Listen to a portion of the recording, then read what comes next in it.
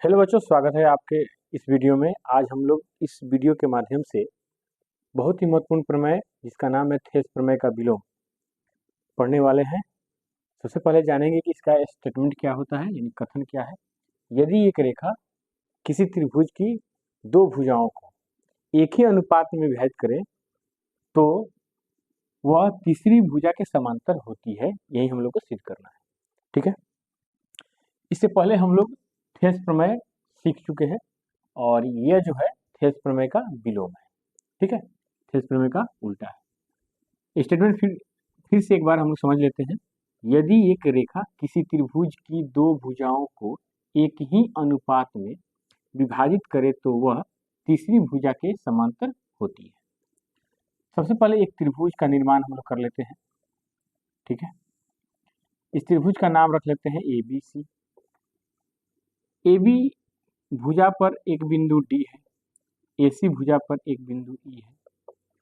ठीक है, D और E को जब मिलाते हैं, ठीक है, D और E को जब मिलाते हैं तो AB और AC जो है ना एक ही अनुपात में विभाजित हो जाती है। तो D को BC के समांतर हम लोग को क्या करना है, सिद्ध कर देना है। ठीक है, आइए समझते हैं। सबसे पहले लिखेंगे दिया है, जो स्टेटमेंट दिया हुआ है उसी के अनुसार हम लोग काम करेंगे। लिखेंगे एक रेखा D त्रिभुज ABC की दो भुजाओं ठीक है, दो भुजाओं यहाँ पर हम लोग क्रमशः लिख सकते हैं। ठीक है ना, AB और AC को एक ही अनुपात में विभाजित करता है। ठीक है, ऐसे हम लोग लिख सकते हैं। क्लियर, सिद्ध करना है बच्चों, ध्यान दीजिएगा। सिद्ध करना है हमें कि D जो है ना, माने यह रेखा जो है BC के समांतर है, D समांतर BC। अब हम लोग क्या करेंगे, रचना। बिना रचना के काम नहीं चलने वाला है, तो एक काम करते हैं। D से AE पर एक लंब खींचते हैं DM, E से AB या AD पर एक लंब खींचते हैं, दूसरा लंब खींचते हैं EN। B से E को मिला देते हैं, ठीक है, और D को C से मिला देते हैं। क्लियर, इतना काम कर लेना है।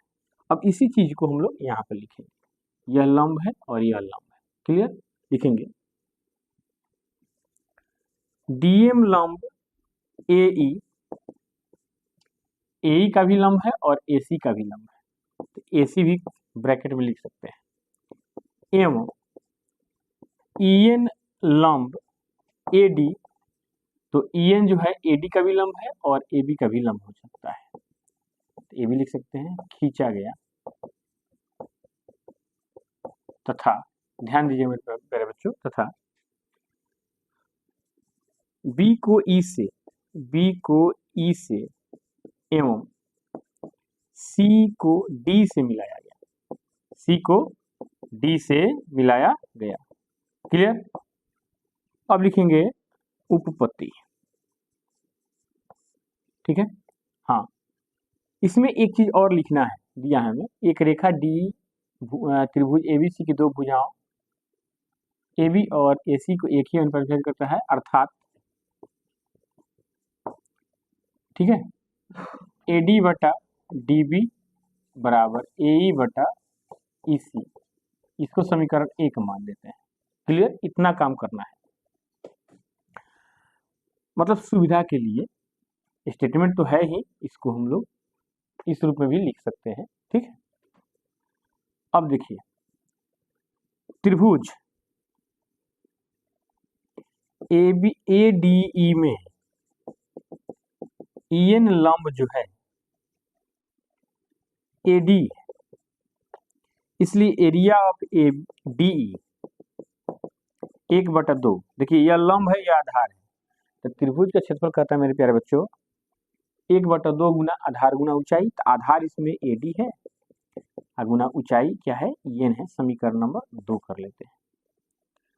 अब देखिए EN जो है ना, EN BE से जुड़ा हुआ है, तो लंब तो EN ही होगा, लेकिन आधार इसका हो जाएगा कौन चाहिए, क्योंकि देखिए इसको थोड़ा सा बढ़ा देंगे तो ये आधार होता है। ठीक है, ये आधार है, बात समझिएगा। तो लिखेंगे त्रिभुज BDE में EN लंब जो है DB, इसलिए एरिया ऑफ BDE मतलब BDE का क्षेत्रफल 1/2 गुना DB गुना EN हो जाएगा। इसको समीकरण 3 मान देते हैं। अब एक काम करेंगे, यहाँ पर समीकरण 3 मान देते हैं। अब समीकरण 2 को 3 से विभाजित करेंगे, तो यहाँ पे लिख सकते हैं समीकरण 2 भाग समीकरण 3, यानी समीकरण 2 में 3 से भाग करना होगा। तो लिखेंगे एरिया ऑफ ADE बटा एरिया ऑफ BDE बराबर 1/2। मतलब एरिया ऑफ ADE का वैल्यू क्या है, 1/2 गुना AD गुना EN है, और एरिया ऑफ BDE क्या है, 1/2 गुना DB गुना EN है। हाफ से हाफ कैंसिल हो जाएगा, EN से EN कैंसिल हो जाएगा, बचेगा AD अपॉन DB। यह समीकरण हो गया आपका 4। इसी तरीके से अब हम लोग क्या करेंगे, दूसरा लंब लेंगे, माने AD त्रिभुज चलेंगे, लेंगे DM, लिखेंगे त्रिभुज ADE में, ध्यान दीजिएगा त्रिभुज ADE में DM लंब जो है AE के, ठीक है, DM लंब क्या है, AE के। तो एरिया ऑफ ADE क्या होगा, 1/2 गुना DM लंब AE, ठीक है। AE क्या है, आधार है, AE क्या है, आधार है, गुना DM। यह समीकरण हो जाएगा 5। फिर त्रिभुज, अब देखिएगा DM किससे जुड़ा हुआ है, इससे CD से, तो इससे कौन सा त्रिभुज बनेगा, CED बनेगा, चाहे DEC बनेगा। ठीक है, तो त्रिभुज CED में आधार तो EC ही है, लेकिन लंब क्या है, DM लंब EC। तो एरिया ऑफ CED क्या होगा, 1/2 गुना आधार EC गुना लंब DM। यह समीकरण 6 मान देते हैं। अब एक काम करेंगे मेरे प्यारे बच्चों, समीकरण 5 में भाग देंगे समीकरण 6 से। ध्यान से देखिएगा मेरे प्यारे बच्चों, अब यह हो जाएगा एरिया ऑफ ADE में, माने बाईं ओर को बाईं ओर से भाग करेंगे, तो एरिया ऑफ ADE को भाग करेंगे एरिया ऑफ CED से, और AD का वैल्यू है 1/2 गुना AE गुना DM, तो इसमें भाग करेंगे 1/2 गुना EC गुना DM से, DM से DM कैंसिल, 1/2 से 1/2 कैंसिल, AE बटा क्या है, EC है। क्लियर, अब समझिए।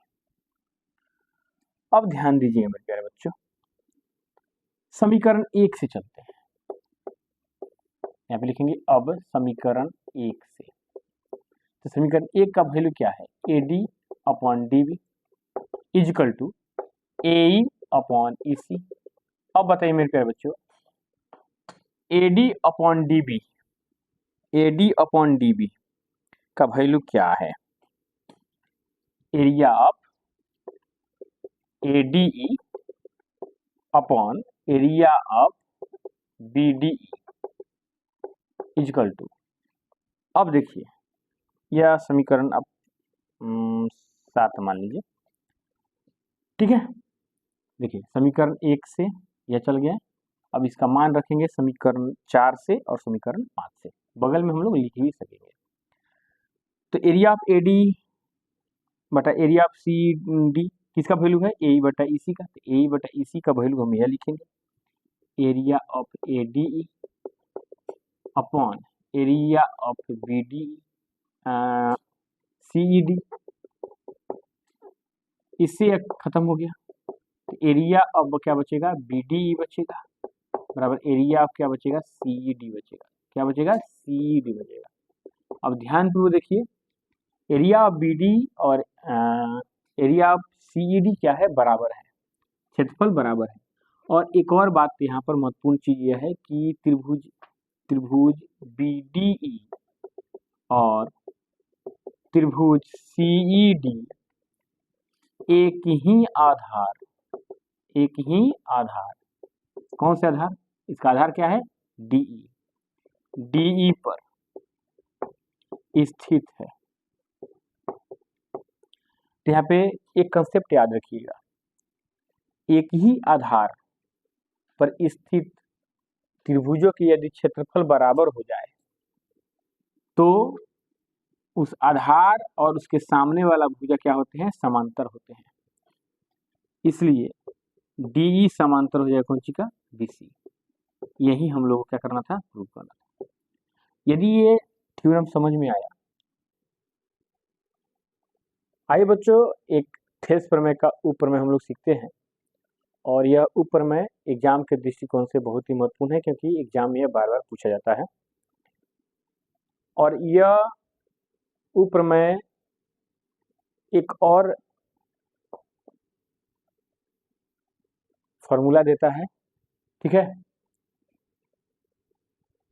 आप लोग इस तरह से समझ सकते हैं कि इस उपप्रमेय से हम लोग को एक और फॉर्मूला प्राप्त होगा, जो फॉर्मूला है AD/AB बराबर AE/AC, ठीक है। ये समझिए फॉर्मूला ही है। तो आइए इस सवाल को सिद्ध करने की कोशिश करेंगे। सबसे पहला काम करेंगे, एक त्रिभुज का निर्माण करेंगे। इसका नाम रखेंगे ABC, और AB पर D बिंदु है, AC पर E बिंदु है, और ये D जो है ना BC के समांतर है। और सिद्ध करना है AD/AB AE/AC। क्लियर, दिया है, क्या दिया है, एक रेखा, और इस रेखा का नाम है DE, त्रिभुज ABC की क्रमशः भुजाओं AB और AC को, यहाँ पे क्रमशः हटा दीजिए, ABC की भुजाओं AB और AC को क्रमशः D और E पर प्रतिच्छेद करती है। क्लियर, सिद्ध करना है हम लोगों को, क्या सिद्ध करना है, ध्यान दीजिएगा,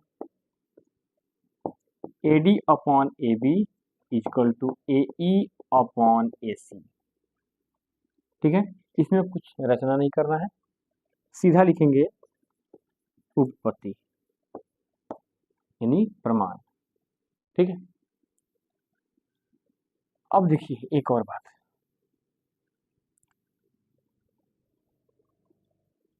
त्रिभुज ABC में DE जो है ना समांतर है BC के, इसलिए यहाँ पे थेस प्रमेय लागू करेंगे।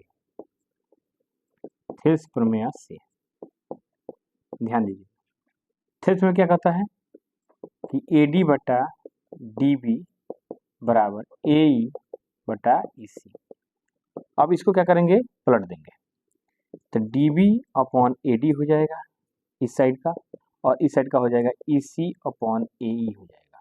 क्लियर, अब दोनों ओर कुछ नहीं करना है बच्चों, ये बहुत ही आसान सवाल है। दोनों ओर एक जोड़ने पर, मतलब बाईं ओर एक जोड़ देंगे और दाईं ओर भी एक जोड़ देंगे, तो क्या हो जाएगा इसका वैल्यू, तो DB/AD इसे +1 करेंगे, EC/AE इसमें +1 करेंगे। अब इसका वैल्यू हो जाएगा AD, DB प्लस AD बराबर, इसका वैल्यू हो जाएगा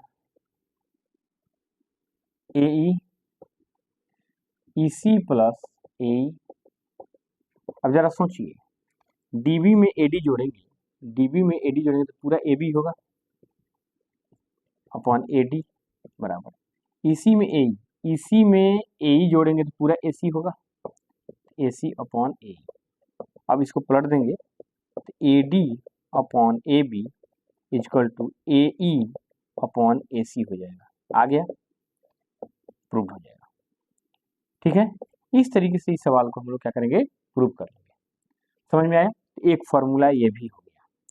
पहला फार्मूला आप लोग को पता होना चाहिए, AD बटा DB बराबर AE बटा EC। यह है थेल्स प्रमेय सूत्र, थेल्स प्रमेय सूत्र। अब थेल्स प्रमेय सूत्र इसलिए हम कह रहे हैं क्योंकि इनका प्रयोग करके हम सवाल को सॉल्व कर सकते हैं। ऑब्जेक्टिव में पूछेगा, लघुत्तरी में पूछेगा।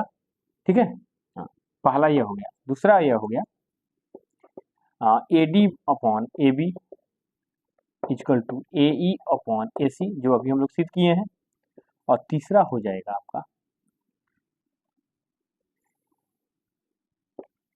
AB upon AD is equal to AC upon AE, यह हो जाएगा। AB अपॉन नहीं, ये नहीं, AB अपॉन DB और AC अपॉन EC, यह तीसरा फार्मूला है। 3 गो फार्मूला आप लोग याद कर लीजिएगा। इसके आधार पर हम लोग थेल्स प्रमेय से संबंधित जितने भी प्रश्न होंगे उसको आराम से बना सकते हैं। ठीक है, समझ में आया? कृपया लाइक करें, कमेंट करें और सब्सक्राइब जरूर करेंगे।